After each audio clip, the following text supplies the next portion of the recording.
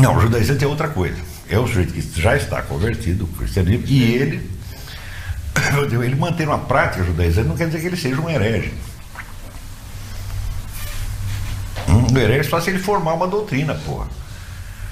Tá? Então, se ele reinterpretar todo o Novo Testamento, né, adaptando ao negócio judaico, mas eu não vi ninguém fazer isso, eu não conheço nenhum. Né? As grandes heresias são todas anteriores a isso. Então, ali não era um problema de heresia. Tá certo? Não era um problema doutrinal que tinha ali. Era um problema de como vamos disciplinar uma comunidade que não participa da nossa religião, mas que está aqui no meio de nós. O que nós fazemos com ela? Tem alternativas. Primeiro, deixa eles como está. Não é isso? Então eles ficam lá, você faz o negócio deles e não se mete no nosso. Mas, bom, como não se mete? É claro que se mete. Você tem ligação com eles, você conversa, você troca ideia, faz comércio com os caras. Então eles têm alguma participação. Nessa participação pode surgir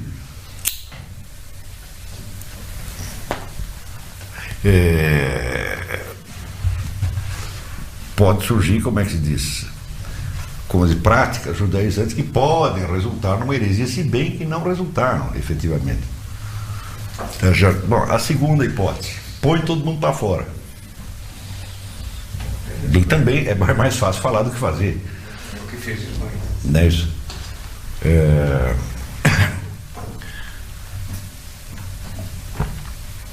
A terceira hipótese, né? Deixa eles aí, eles ganham bastante dinheiro, na hora que você fica bastante rico, a gente vai lá e rouba tudo. É outra solução também. Sabe? Então, ninguém, em suma, os judeus andaram para cima, para baixo, e ninguém, era uma batata quente, ninguém sabia o que fazer com eles.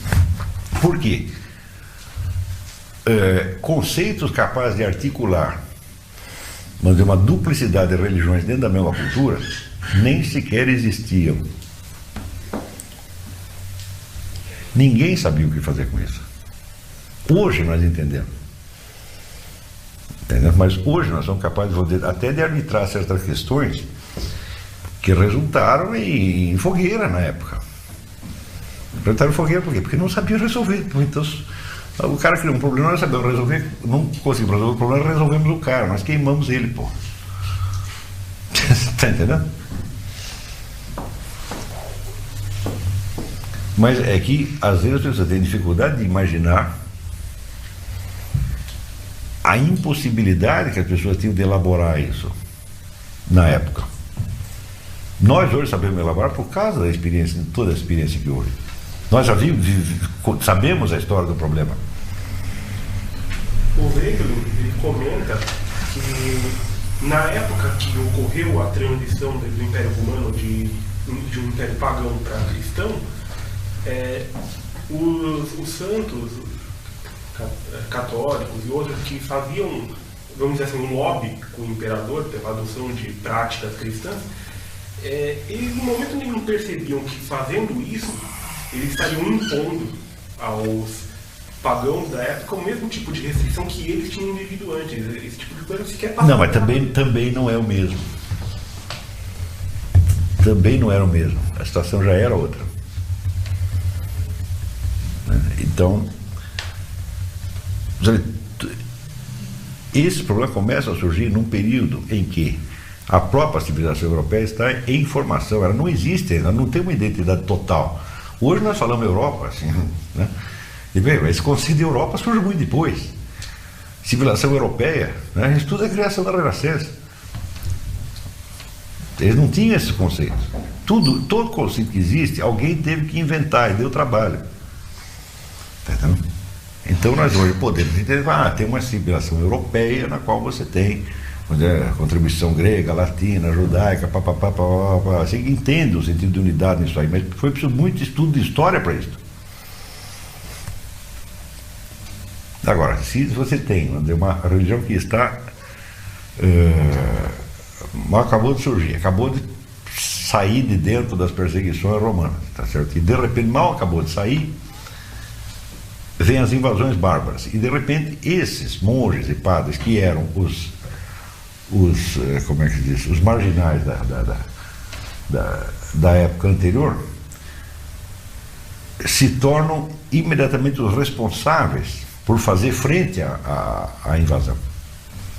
Porque você não tem mais administração pública, não tem mais governo, não tem mais nada, só tem padre. Padre não é governo. Então, bom, o governo que te perseguia acabou. Tá certo? E você também não é governante, mas acontece que você tem extraoficialmente a responsabilidade de governante. Por quê? Porque o povo espera que você faça tal ou qual coisa. No mesmo instante aparece, bom, agora tem aí um negócio aí mesmo que chama judeu. Então, o que nós vamos fazer com isso? Porra, mata todo mundo, porra. Você está entendendo? É a solução que apareceu, uma das. Você está entendendo? Quer dizer, era um problema que transcendia infinitamente a capacidade de elaboração dos caras. Tanto que você vê todas as alternativas foram tentadas. Professor, mas isso prossegue pelo menos 1000 anos para frente, ainda acontecia. Como é? Isso não foi só no começo da Alta Idade Média, no século V, VI. Não, isso começa para lá e vai se agravando com o tempo. Sim, mas você também precisa ver o seguinte, quando você fala. Quando você fala judeu hoje quer dizer uma coisa, na época queria dizer outra. Hoje você entende que existe uma identidade nacional judaica, você entende, sobretudo, que o judaísmo não é uma religião proselitizante. Ele tem uma certa identidade nacional. O sujeito nasce judeu e para ele se converter ao judaísmo é um problema, porque ninguém quer que ele se converta. Na época não era assim, os caras queriam converter. É. Porque tinha muita discussão e, sei lá, discutia, o rabino discutia lá com o professor universitário, o rabino podia ganhar e convertia o cara. Pô. Tá entendendo? Então isso quer dizer que o próprio perfil nacional judaico não estava tão bem definido quanto hoje. Havia uma interface ali, entendeu? Nessa interface, então, havia a possibilidade de conversão para lá, conversão para cá. Eu tenho o problema dos famosos cristãos novos, né? É também uma questão que geralmente só se vê hoje pelo seu lado catastrófico. Então a gente tem a impressão que todo mundo que se converteu, né, converteu só para escapar. Não foi, realmente não foi assim. Teve um cristão novo que virou papa, porra. Entendeu? E mais ainda, onde que os primeiros cristãos eram todos cristãos novos, né? Aliás, Jesus Cristo também é um cristão novo, tá certo? Nunca foi cristão. Nunca fui cristão. De certo modo, se era cristão, é difícil você. Só foi judeu. Né? Você perguntar se Jesus Cristo era cristão, eu falei, a pergunta não se aplica, evidentemente, né?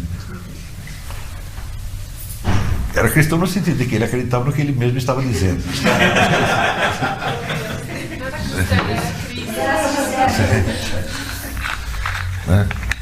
Então, muitos problemas que para nós hoje podem parecer ridículos, tá certo? Na época eram absolutamente decisivos. E a gente vê que todas as tentativas de encontrar um modo de viver, todas foram ensaiadas e todas deram errado. Porque o quadro civilizacional então não admitia solução para isso. E, mais ainda, quando veio o negócio do Estado Laico, no século XIX, né, que abre, então, para a comunidade judaica, né, acaba o problema, porque como não existe mais uma religião oficial, então qualquer uma vale, né, abre para existir a participação em todos os campos da sociedade, sem nenhuma restrição,